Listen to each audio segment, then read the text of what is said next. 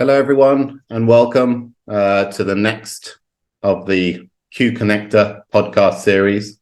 Thanks, as always, for joining us, which should hopefully prove to be an informative session for you all. We have a great guest, as always. Slightly different this time. I know for the previous ones, we've had quite a mix, really, end users from the ecosystem. We started with Mr. Jabez from Structured Research, looking at the data center world, and obviously the recurring theme of AI. Today, we're going to take a slightly different look, equally as important, you could argue, as important as anything we've covered or will cover. We're going to talk about automation, and specifically industry automation, and how that's impacting the data center community specifically. So why it's important, how it's growing, and what the future holds. As always, if you could ask your questions, we will make sure we leave at least 10 minutes at the end to cover questions. So please use the chat function, and we will cover them with our guests, as always. So without further ado, I would like to introduce first our guest, Mr. Daniel Bar-Lev from MEF. Daniel, thanks for joining us. Thank you. And of course, Robert, our regular guest, co-founder and CEO of Qarbon. Hey, Robert, thanks for joining. Good afternoon, everyone. So to kick us off, and Daniel, I'll probably like to start with you, but I think the first area I think that would help sort of hit two birds with one stone almost, to also help as an introduction to yourself and MEF, is really talk about, when we talk about automation, in this regard, what the topic today, what does that actually mean, in its simplest terms? What the organization you represent, how that impacts industry standards and automation. And from that, I'll move to Robert again from your view of the current landscape of what, when we talk about automation as standards, in your response really around data centers, what do we mean? So Daniel, if we could start with you, introduction, and then, set the scene for us. Brilliant. Thank you, Omer. So perhaps I'll just explain a little bit about MEF, because then when I explain what we are referencing when we talk about automation, it might make more sense. If you could just show the first of two slides, that would be great for the audience. Coming up now. So MEF is an industry consortium, a standards organization, but more than a standards organization. It's a collaboration platform. It's a community, and our community comprises primarily service providers in the networking world and the cloud world, as well as the technology providers behind them. And we're really focused today on what we call network as a service, NaaS. And if you could just show the next slide, Omer, the profile of our membership, we've got about 200 member companies. So we're a not-for-profit, as I said, an industry consortium. And we basically are financed by our members and some associated activities around the membership. And we have around about 2/3 of our members are telecoms, the likes of AT&T, Verizon, Orange, Deutsche Telekom, etc., from around the world. And the remaining third are the technology providers, members like Qarbon. And we'll talk more specifically about what Qarbon's doing with MEF and so on. But we rely very heavily not only on the service provider constituents, but also on the technology providers like Qarbon to make what we do happen. Just in terms of geography, just under half of our membership are in the North America region, around about a quarter, plus 30% in Europe, Middle East, and Africa. Of course, a very important constituency in APAC, around about a quarter, and the remaining you can see in Kala and so on. So we essentially bring together our membership and enable them to define all sorts of aspects of the industry that enable interoperability. So just to talk about what we mean by automation.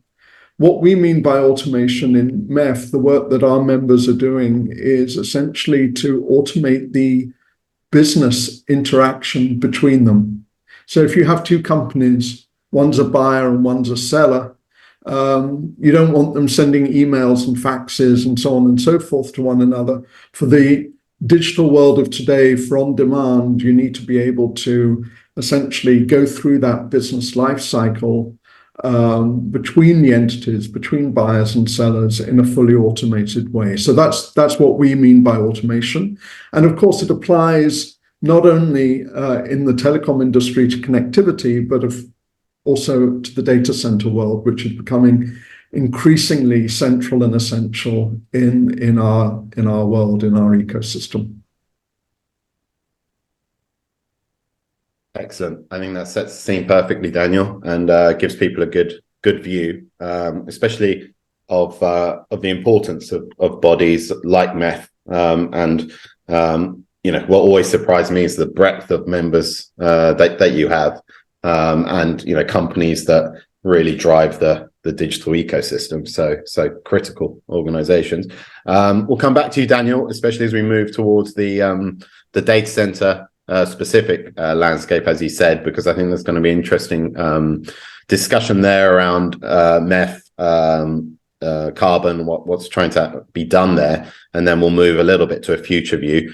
But Robert, if I can come to you and ask the same question, but really, taking it from what Daniel introduced us specifically to data centers, when we talk about automation, to help the listeners who maybe aren't from this world, what do we mean when we speak about automation in the world of data centers? Well, sure. And that's a great setup. And Omer, if you could share the first of my slides. But what Qarbon is really looking to do is take that journey that MEF has brought the network space on and bring that to the data center world.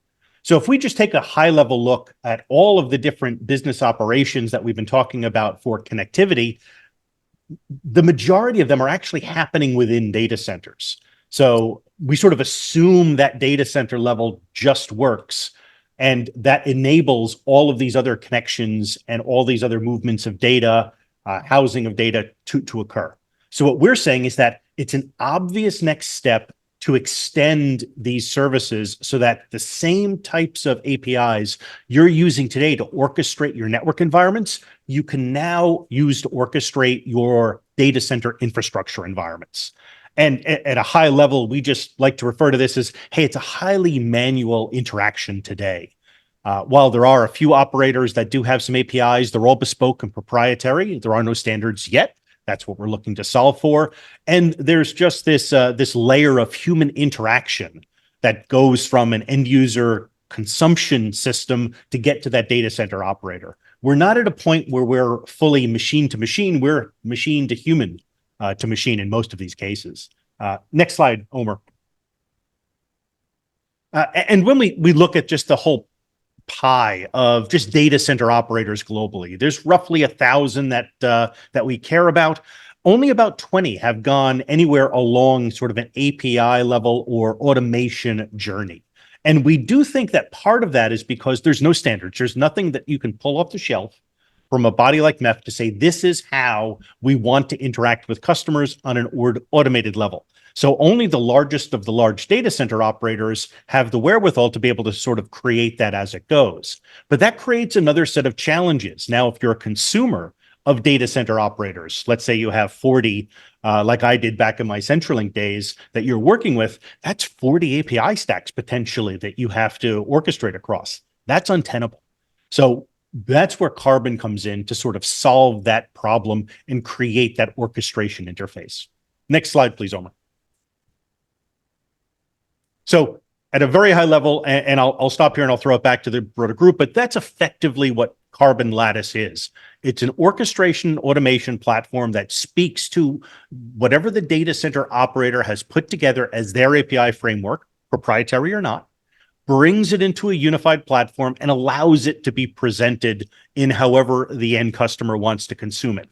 And what we're talking about here and focused on here is the MEF standards around taking the great work that's been done on Sonata and Interlude, these standard packages of APIs, and then mapping them to the data center space so that we can now interact and buy and sell a different set of services and operate them the same way you would a set of network services. Thank you, Omer. Could I just add to that, to the Please, points that Robert made, that in the connectivity world, there's been a clear understanding that we have to reach the level of user experience that the enterprises have with the hyperscalers for compute and storage.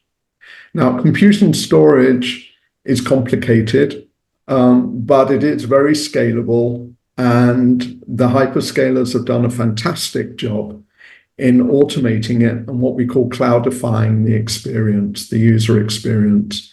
Now, the world of connectivity is far, far, far more complex in many ways compared to compute and storage, but it's an essential element. It's the third leg of the stool.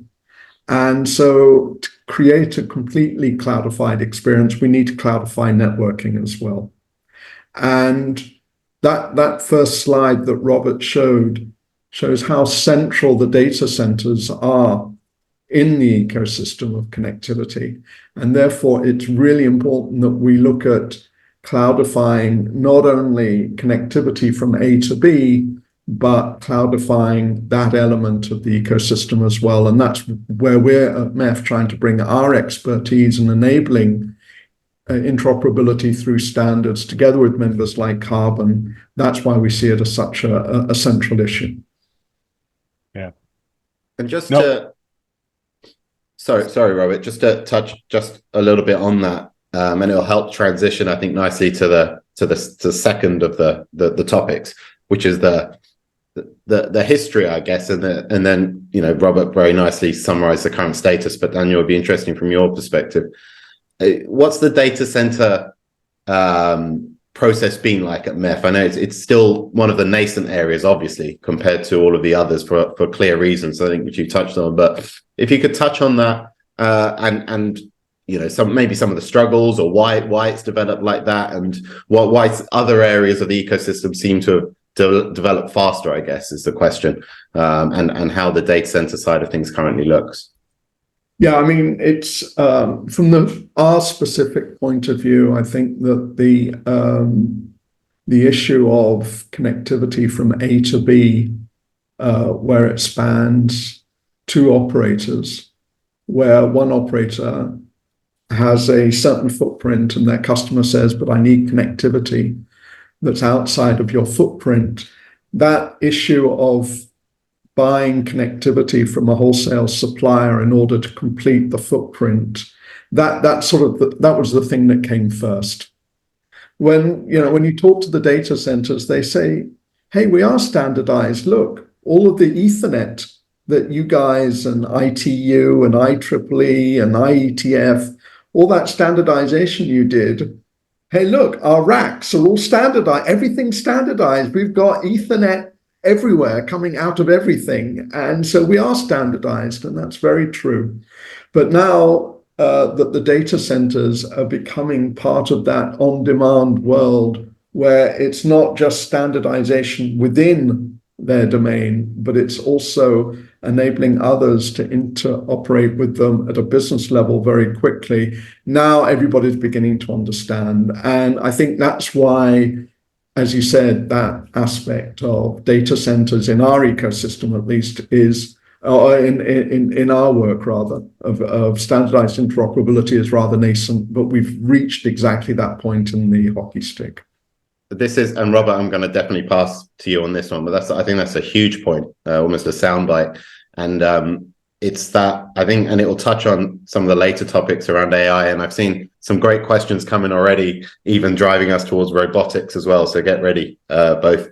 But I think that's an excellent summary there. I think, Robert, which will tee it up for you, is how data centers have evolved almost from that. And from my background since 2010, really in this industry, have moved from that nicheness, or that maybe behind the curtain almost aspect, to, as you say, having to operate with so many different sectors now, and now with AI almost becoming the not commodity, but the like the national grid for the world to keep everything running. So thanks for that, Daniel. I think that teed it up nicely. Robert, obviously you probably want to add to that, but over to you on that idea of why data centers have sort of not been first of mind, and how they're developing now, and then we can slowly transition to the future look, I think, and I'll pop some of the questions.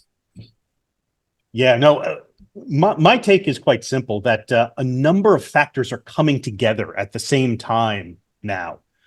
We used to think about data centers, at least from a consumption standpoint, as a bunch of servers, then it was a bunch of racks, then it was maybe a lineup. Now we need to start thinking, thanks to the advent of AI, as almost full data centers as the minimum increment of measurement. And what that's creating is, not only is the advent of AI stressing the tolerances as to what we would normally expect out of a data center. Traditionally, especially in the telco space where I grew up, a 2 to 4 kilowatt rack, which was fairly low density, was perfectly fine for what you need. Now we're seeing the standard is 25, 30 or more, liquid cooled, or potentially, if you design it right, you can get 20 kilowatt racks that are air cooled. But now your tolerances are incredibly tight. You can't get a usage report every month and expect to be able to manage that environment. And that's just for AI as the driver for consumption. Now take it the next step. You want to use AI capabilities to control your environments and be able to manage some of your infrastructure. You can't have teams of human beings swivel chairing to 40 web portals. That can't be your interaction with the data center footprint. When someone enters the office and they open up 40 tabs on their web portal, and that's how they're interacting with their infrastructure, that is not AI ready. The way we accomplish that is not say every company out there needs to talk to 100 different proprietary API stacks. We say, hey, now we have a standard. We have a framework around which we want to interact. And even better, it's a framework that you're already somewhat used to, because you're already managing a lot of your network that way. Double bonus. So what we're looking to do is really take that and extend that just one step further to include just an extra set of products, an extra set of operational interactions, so that you can actually then begin to say, not only is your floor plan AI ready from a data center perspective, but your operational level is AI ready, because now AIs can interact with it. That's sort of the missing piece. That's where we need to be in 2 to 3 years for us to really take advantage of everything that we've been talking about in the news. Excellent. Very, very well positioned, I think, and helps with the AI area, which I think for the second half of the call and leading into questions, I'm going to double down on. Daniel, back to you. I wonder if we can get a little bit into the weeds of the discussion. I know you've got some great slides on it, and any terminologies like LSO, please do define them at the start for non-technical people such as myself. We're not all like you both.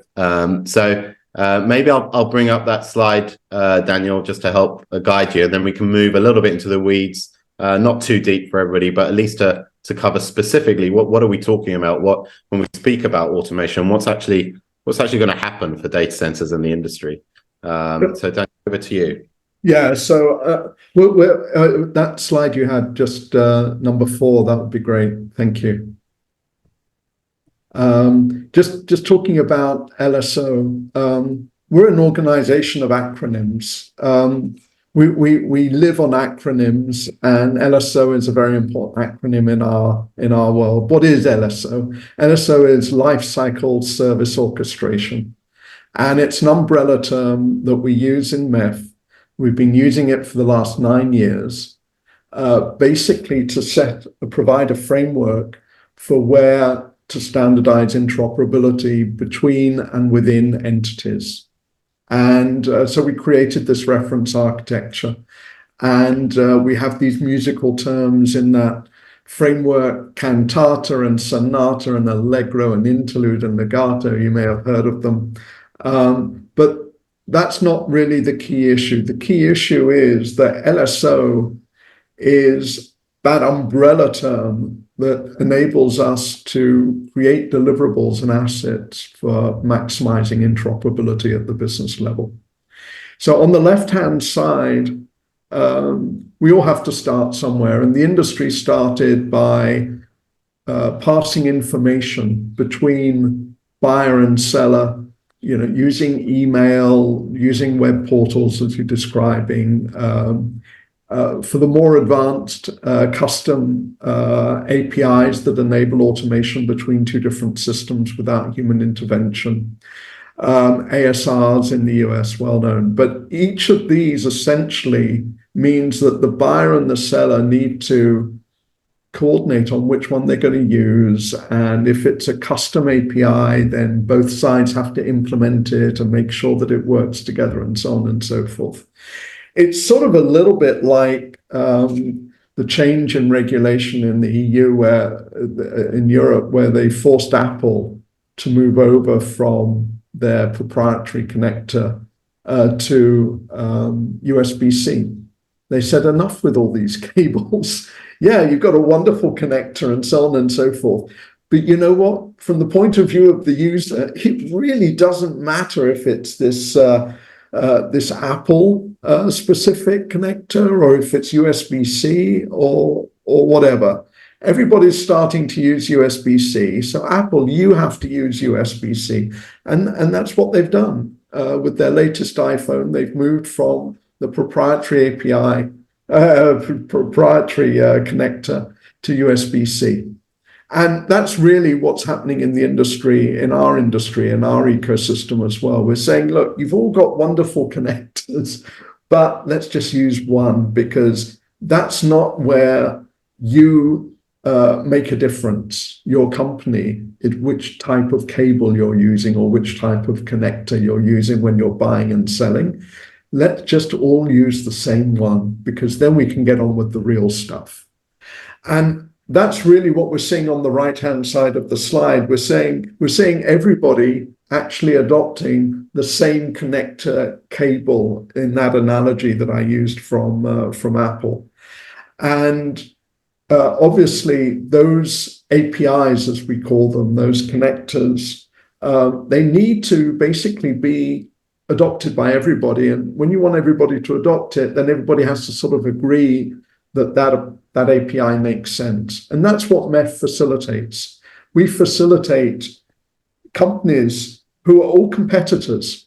They're not just partners, they're competitors as well. They come down, they sit in the same room and they say, yes, let's use the same API for quote, for order, for product inventory, etc., etc. And let's also agree on how we describe the product. Is it carrier Ethernet, internet access, SD-WAN, edge compute, power and space, whatever it is? Let's just also agree how we're going to describe the product that's being bought and sold. And then we can do all our wonderful stuff on top of that, where we differentiate ourselves. So that's really the story of LSO, of business automation between buyers and sellers throughout the ecosystem. Really helpful. Thanks, Daniel. I think people can go knowing now the term and look smart amongst people and colleagues. So Robert, maybe if you could build on that, and because we do have a number of DC, direct DC operators, and also obviously people in the telco, carrier and exchange community that work within and without data centers.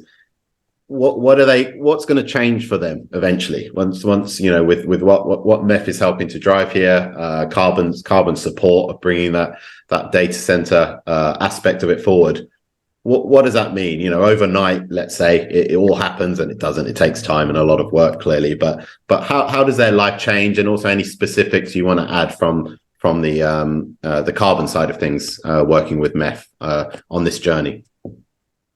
Well, yeah. So let's just take a look from a data center perspective. What do they get out of this? What's the benefits for them? Let's just take a peek there. So every time a customer has a trouble ticket interaction or a bill issue that they need to chase, or there's a mismatch in inventory, that's a human being calling another human being. And there's no way to almost do it better right now. So think of where the network world was maybe 20 years ago, when MEF was just sort of getting the standardization, back when they were called the Metro Ethernet Forum, when they were just getting going on a lot of that material. Everyone was marching to their own drumbeat, and they've come a long way in getting some standardization. Imagine if we could standardize that. At the end of the day, I don't believe any data center operator wants a team of 1,000 service managers dealing with all these customer interactions. Or, the worst case is when you go to re-up a term at the end of 3 years, you're going through a large process of trying to agree what's really been built, what's really there. We heard one story where a customer told us, hey, we went to a site, we ordered 20 racks and 20 cross connects. 3 years later, when we went to re-up, it was 44 racks and 200 cross connects. And we had no idea how it got there from here. So those are some of the things that by standardizing these interfaces, by Qarbon being able to help with those order flows, we can actually get an audit trail in place. We can actually start to solve some of these systemic problems to make life easier on both sides. So, and the way that we view it, and what you see here, is that we see it as solutions. How do we solve those challenges that the data centers and their customers have right now? We're working very much on the service delivery. How do we make buying and selling and delivery of services trivial and easy for data center operators and their customers? Specifically, so it's not phone, fax, and web portal anymore, with emails thrown in for good measure, and we can actually create a system-to-system interface. It's always funny that most all of the telcos we speak to who are major data center users, they have all the information in their workflow system. Everything they need to place that order is already in a system, and they're printing it out, rekeying it all, sometimes multiple times, to get it on over to the operator to place an order. That is highly inefficient and never done 100% accurate.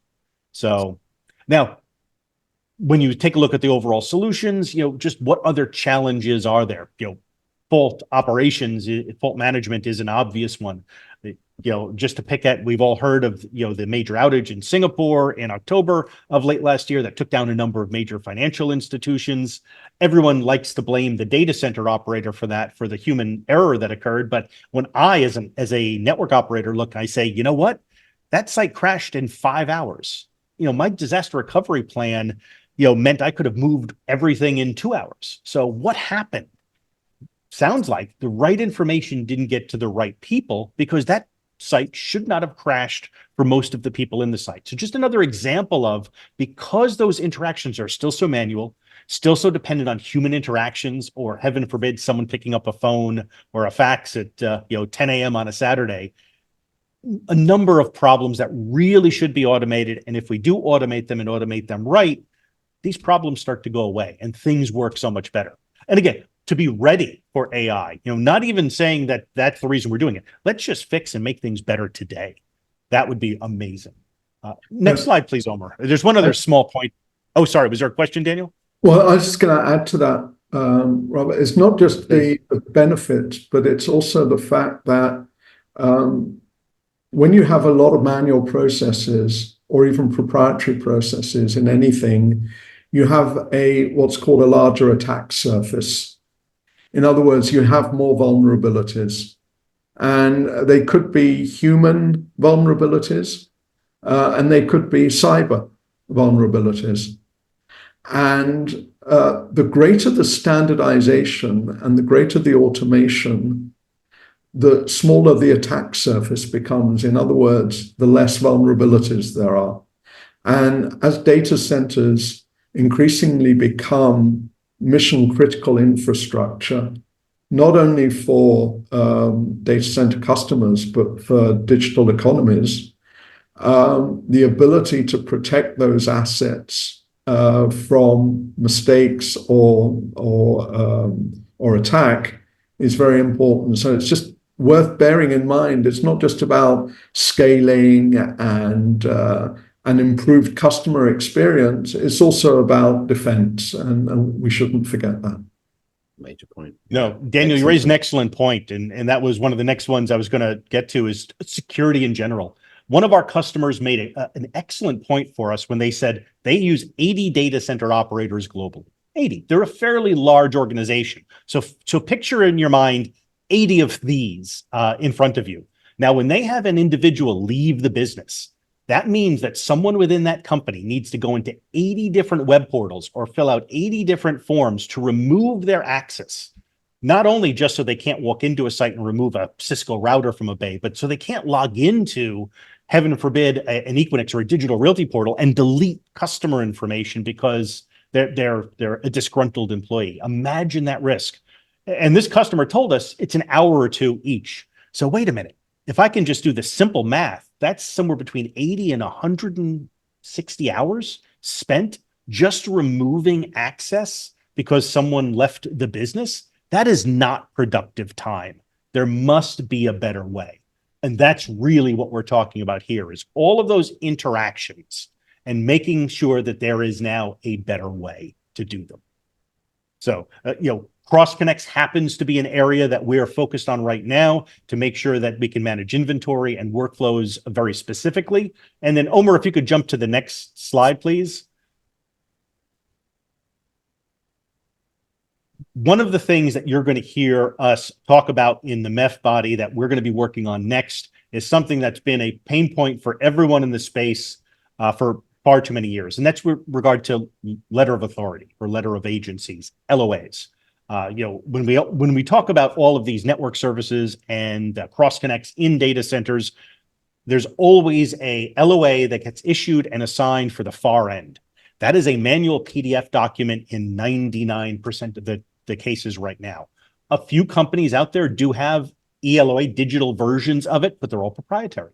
So if you wanted to use one company or another company's digital letter of agency, those are totally different processes, no standard. So to me, this is an obvious low-hanging fruit where Qarbon Technologies working with MEF can immediately create a standard, get consensus around the body, interface from a Qarbon level with these proprietary platforms that are already in place by some of the majors and say, hey, now for the first time, we have an interoperable standard for letter of agencies, letter of authorities that allow you to assign a CFA, a carrier facility assignment on a far end and have it approved and ready to go. So just an obvious way that we could start to bring value that may not seem like a big deal, but each one of these is probably an hour out of someone's time, and hundreds of these are done by every major telco every day. So it's just an obvious place where we can start to just remove needless thrash, needless human interaction from the process. And let's face it, the more human interaction you have, the more errors you're just going to have because that's just never the right way to do it. And heaven forbid you have to try to audit it. So this is just an obvious way where we can take the great work that MEF has done already, tweak it a bit, create a new payload, and have a solution that could really start to impact the industry, both on the data center and their consumer side almost immediately. Excellent. Thanks, Robert. So, Daniel, I know you've got a bit more content before I move to the sort of AI and automation. I think we've covered most of it. So I'm going to tie it in actually with one of the first questions actually, and then there's quite a few other questions coming in. So thanks everyone with the content. But it sort of ties to how I wanted to enter the last phase of the podcast when we were thinking about the themes for today. Really was around the future, and obviously it's been impossible for us to do any of these. And if you join any podcast of any industry at the moment, you'll be lucky to get up without AI starting or finishing the topic for obvious reasons. It is impacting everything, and I just saw, there's so much content going around, but just this morning I saw Tim Cook talk about it being underhyped, not overhyped. And as a slightly different view, you'll hear a lot of people saying, we're in the hype bubble, the hype cycle. His view was that it's underhyped, that the impact is really being underestimated, at least in the mid to long term. So that was an interesting view. But I want to tie it to that, and Daniel, I want to bring it to you really, because I think you bring a lot of with the types of and the breadth of companies you work with. I think you're seeing it from that angle, which would be interesting for the listeners. How is your basic question? How's AI impacting MEF? What sort of changes have you seen already? What sort of changes are you anticipating in how you work and the requirements driving it? And then I'm going to tie that actually, and same question for you, Robert, to one of the first questions, which I really liked, and I'm going to read it pretty much as it is. The role of robots, and obviously Tesla's Optimus is one of the front runners, but there's going to be others. I think there's going to be a sector that's going to suddenly appear and grow in the next few years. AI, and then even touching it to robots, and the view there was around extending automation from portal to spanner. It's going to impact cross connects, PSU changes, etc. So there's various impacts that robotics is going to bring to data centers and to daily lives. But Daniel, if we could start with AI and then touch on that robot automation from a MEF perspective, and then Robert, I'll do the same with you, and then we'll start going through the other questions. But really a bit of a future view now around what's coming next.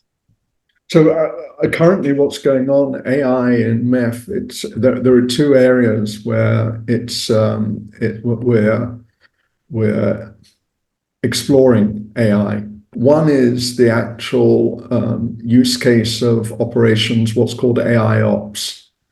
So there's a lot of data running around within the service provider. And when I say service provider, it can be a telecom or it can be a data center or whatever. For us, that's a service provider. A lot of data running around there. And there are ops people that basically have to make sure that the domain is running effectively, and circumstances are changing all the time. There's a huge amount of information. If you think about not only reading from the actual devices themselves, how they're operating, how traffic is flowing, if a socket is disconnected or whatever, there's a huge amount of manual. When I say manual, I mean written documentation for people to get trained to run the operations. So you can imagine manuals of hundreds of pages that teams have to learn over the years so that they don't make mistakes and they know how to react and so on and so forth. You take what's called an LLM, large language model, that we're sort of familiar with from things like ChatGPT and so on. You take an LLM and you give it not only how the infrastructure is behaving in real time, not only information that's coming digitally from outside, externally, like I'm going to take down a certain connection or I'm going to turn the power off or whatever, and everybody's scrambling to know how to react. But you can also feed in all the documentation, all the data from within the organization, so that this large language model is very, very clever and is trained to help the operators react in real time and to make recommendations how to do that. So that's one area that we're working on already in MEF, together with members like Tata Communications and others. So that's one area of impact. The second area of impact is actually on how MEF works. Now, MEF works by creating consensus. And in the good old days, 20 years ago, you would have companies, members actually dedicate full-time employees to come and sit in organizations like MEF and write standards. They would come to face-to-face meetings. They would get on weekly calls. That was their job. Those people are not around anymore. They've retired, they've moved on, and they have not been replaced, because a lot of these companies say, I cannot afford to pay highly expensive, costly experts to sit in these organizations writing standards. I'm sorry, I can't do it anymore. And over the years, we've sort of, that model It's still going, but it's really hard. It's really hard to get subject matter expertise from our members on a timely basis to get standards out quickly. And if you don't get standards out quickly, then they become irrelevant. If you're too slow getting the standards out, then the industry moves on, and then you become a dinosaur. What we're now looking at is how do we use generative AI basically to create standards in a much more modern way? And how do we give access to our membership about all the stuff that's going on, where there are hundreds, thousands of documents? If somebody comes in and their expertise is in a particular area, they can't learn everything or know who to go and ask. But with AI, generative AI, the right tools, they can write a query based on all the documentation and what's going on within MEF, and they can learn within an instant all the relevant activities and where they can engage. So those are the two areas that we're exploring, making inroads on when it comes to AI. I just want to talk about the robotics. I think it's a wonderful example of a use case. And it sort of reminds me of, there are some countries you can be driving down what looks like a fairly new motorway, and then it stops and you're on this gravel road. And you've been driving, 100 miles, and you did it in, I don't know, an hour and a half. And now you've got a 3-mile stretch before you get to the next motorway. And I won't mention geographies or countries, but you're like driving for 2 hours on this 3-mile gravel stretch. That's really where we're heading. If you've got all the robotics and it's all wonderful, it's all automated here and it's all automated in the hyperscaler, but here at the data center, you've got this rough gravel road, if you can even call it that, that's joining these two motorways. That's where we want to come, and we want to help actually make it a motorway, a highway, all the way, without that sort of thing that slows you down for a couple of hours. Over to you, Robert. No, I think that's very well said. So I just wanted to bring up, just some use cases that we're starting to see automatically. In the data center space, there's a number of companies that are doing automated cross-connect panels, robotic cross-connect panels, but there's no real standard interface. So that their plan is to interface with the data center operations flow. So again, it sort of stops and requires humans to interact.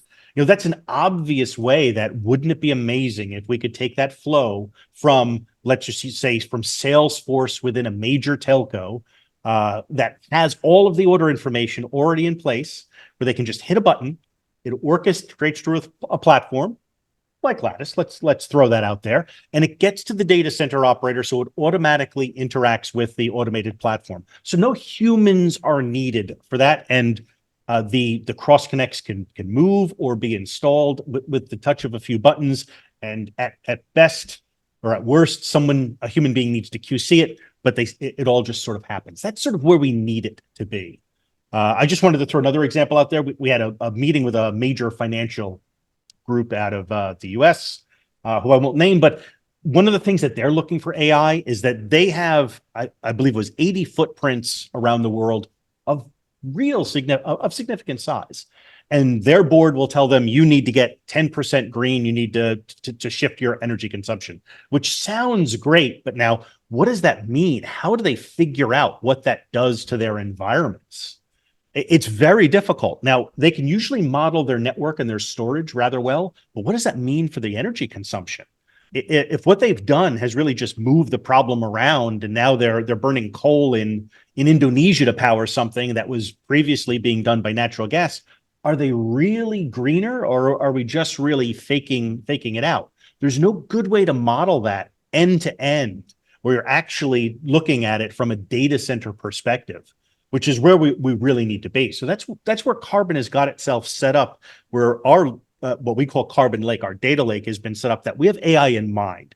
We don't have the AI products and structures put together yet. That's next year. But the whole idea is that what if we could bring that to bear? Where across vendor, across operator, we give you a tool set where you could actually make those assessments, where you could actually, in a wonderful world, turn a lever. Okay, 10%, 20%. Ooh, what does that look like? What does that do to my environment? Have I now just tripped something and I've created a huge expense? Where is the break point? Take a lot of the guesswork out of it, or human engineers sitting there with their slide rules and their abacuses, working out all the numbers, which is largely where we are now. What I'd love to see is a world where it's not a week of an engineer's time to run an analysis scenario, but you could actually just go to a generative AI bot and say, hey, what my environment looks like, what my consumption of energy looks like, how much is green, how much isn't, what would happen if I did X? That's where I think we want to be. Excellent. So we're thanks for that, Robert. As always, positioned beautifully. We're in the last 10 minutes now. We've got quite a few questions. So I'm going to combine a few sort of similar themes, and I'm going to come back to you, Robert, with an additional one to the one I'm asking Daniel, because it's specific to carbon. It's a nice question. But Daniel, sort of a bit of a finale question, let's say, because of time, but I think an interesting one. You gave a great analogy, I thought, around the gravel road and the risks that brings. Let's speculate, and we're not going to name any data center providers because they're all such important companies themselves. But let's speculate for the time being that data centers don't automate. Let's say that they just don't either don't do it quick enough, don't invest in it, or don't take it seriously enough. Nearly all of them are, but let's speculate. What do you think happens at that point? If you coming from your industry view, do you think AI slows down? Do you think our progress there stops, or does other stuff happen in the industry? Does the need get met somehow from your MEF hat perspective in terms of how you've seen things develop over your career? There are three paths. One path is that they don't automate and they hold back their part of the economy or their part of their ecosystem in their particular geography. Perhaps they're the only player and nobody has a choice and they have to use them, but they slow things down. That's one path. The second path is that they implement themselves, that they do keep up. But the third option is that they work with a carbon. And we've seen this in other parts of the ecosystem where they say, look, we are not going to try and automate ourselves internally. When I say internally, we're not going to try and implement this ourselves. We need help. We have to have a transition, and we need a carbon to basically front end this automation for us. I think those are the three paths, and it's either do or die, to be honest. There will be cases where certain parts of certain geographies, they have effectively a monopoly, and so everybody just has to slow down to their pace in order to work in that area. But I think in most places it's going to be do or die. Either do it yourself, do it in partnership with a carbon or equivalent, or somebody's going to eat your lunch. I think that's pretty clear, and I'd agree with that. I think, Robert, exactly the same question, because I think it's a big question. I really like it, but I'm going to add to that. That was one question that was poised in the Q&A, but add to that something because it ties to it. Another question a listener has kindly added is, what's the plan for DC providers that have no plan for API developments due to cost, resources required, etc.? Is there a solution? Obviously, how does carbon fit into that and tie it, at least a nice summary to what's happening with MEF and the reason for that? So one, what do you think from your own perspective happens if DCs don't move fast enough, just in terms of this AI wave? And then two, what do they do if they're just not able to invest in APIs because of costs or resource? Two excellent questions. And let me start off with the obvious one, is that from a market competitive standpoint, there are new entrants popping up every day in the data center space, and most all of them are starting off with automation in mind. But they've got a modern sort of almost DC opsware mindset where they want to make sure that that is part of their competitive advantage, that they are automated. They do not have any of those legacy barriers. So that's really going to start to push. Now they'll start off small, but slowly they build over time, and they'll start nipping at the toes of some of those larger players, helping push them along. So there's going to be a real competitive issue here that's creating that push. And because we're seeing such a big shift due to AI, there's lots of changes. So a lot of these legacy data centers that were built around 2 to 4 kilowatt per rack environments aren't suitable for the new AI environment. So a lot of rebuild and capital investment needs to go in anyway. So if we're going to do it right in those cases, because someone else is going to. Then if I can now go to the other question, and I do have my Qarbon hat on, for the people that don't have an API strategy yet, or don't have the ability right now to do one, Qarbon does have a solution set for you. We've got a platform called Lattice, which is an orchestration platform that on the southbound, where we talk to data centers, we can interface with a data center operator who wants to work with us via a portal or just emails back and forth via our email gateway, or we can talk directly to the BMS or DSIM systems. So we have a number of strategies around to use what you have. And then on the northbound end, on the front end that customers see, looks like MEF APIs. So technically, the data center operator can be MEF ready, MEF compliant with a set of APIs that will mirror LSO capabilities without ever actually changing their infrastructure itself. We take care of that. So when you think of our platform, think of it as the northbound consumers of data centers talk to our platform. Our platform mediates that data, translates it into whatever the data center operator needs it to be to consume it. Might be an API, might be a proprietary message into a Salesforce instance that they have, or it may be an email message that goes to a tech that says, here's the order form, that instead of coming from a customer, it came through us. And when you deploy it, send it back, and the customer looks like a fully AI-enabled data center. So we have a solution set for everyone in those three. If you were to chase back to my Pac-Man slide that I had earlier, no matter where you are in that sort of journey of those 1,000 data center operators, whichever pizza slice you fall into, we can make you look, appear, act to your customers as a fully automated and orchestrated environment. Excellent. Thanks, Robert. And thanks for the question that helped us tee up a little bit on the product and services. So we're at the end, and I always like to give people time back to prepare for the next call. So we've got about 3 or 4 minutes. Daniel, I'd like to obviously first thank you for joining us. Very kind of you, and some really great analogies and sound bites, I think, which helps simplify it for people, I'm sure. And just for everybody's benefit, obviously for your colleagues that couldn't make it, this will be on the Qarbon YouTube channel from tomorrow. And you'll be able to share the link, and you'll probably see it on social. But Daniel, just quickly, if people want to learn more, contact you and know more about MEF, I've brought the website up there just to help. But anything you'd like to add from a MEF perspective, and sort of the next steps if they want to learn more? Yeah, so we're really excited about Qarbon's membership of MEF, because it really does enable us to start helping the data center ecosystem grow together with the rest of the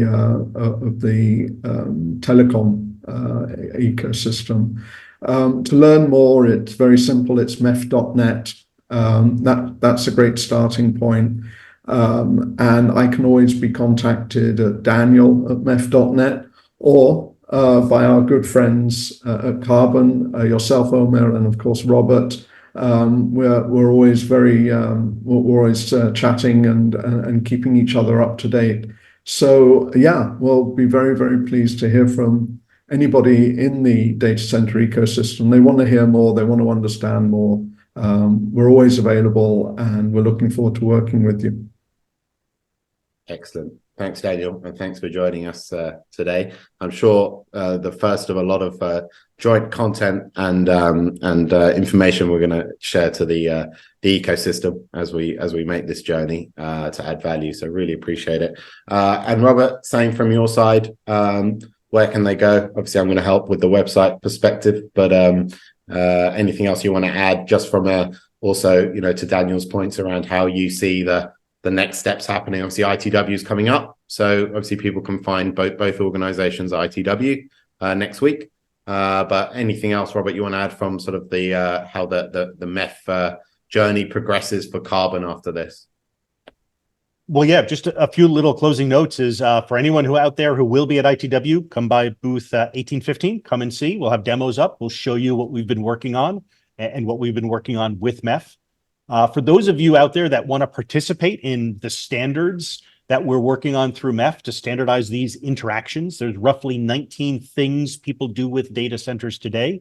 We are looking to create standard interactions, packages, APIs for all of them, so that there is something you could pull off the shelf as a standard way to interact, and the Qarbon will then present that regardless of what the data center operator that we're partnered with may have in their system, so that we can create that unified environment. If you want to participate in setting those standards, reach out, join MEF, help us create those standards. We want to hear those voices from everybody. And then anyone else who's on the call here from the data center side or the consumption of data center, what problems or friction points do you have? We want to hear from all of you. We want to have a great work schedule. So we want to fix all of these friction points. We're looking to do for the data center space what MEF has traditionally done for the network space. Sure, it might take us a few years, but it's the old adage, right? The best time to plant a tree is 20 years ago. Second best time is today. Today is the day. Thank you. Excellent. And a nice green analogy, which is one of the other after AI, the largest topic, I think, around. Thanks, Robert, as always. Daniel, thank you again. Thanks everyone that stuck with us for the entire podcast. We know there's so many around, and you've already got enough calls to join, so we really appreciate it. Please do subscribe and keep an eye out on social media. Do follow us on LinkedIn and also MEF, of course. And thanks for joining. Thanks, Daniel, Robert. Thanks, everyone. Have a great day.